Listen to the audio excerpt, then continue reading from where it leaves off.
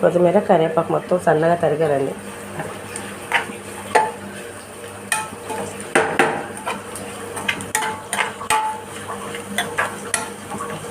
కొత్తిమీర కరివేపాకు వేస్తే భలే కలర్గా ఉంటుందండి. అయిపోయింది బంగాళదుంప కూర. చిటికలో అయిపోయింది.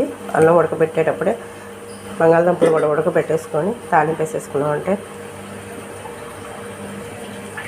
ఈరోజు పొద్దున్నే క్యారేజీకి బంగాళదుంప కొత్తిమీర వేసి కర్రీ వేపుడు చేసాం కాబట్టి అయిపోయింది.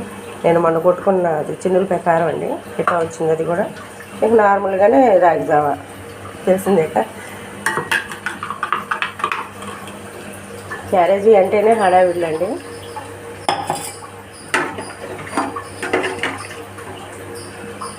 జావ చూపించేది నేను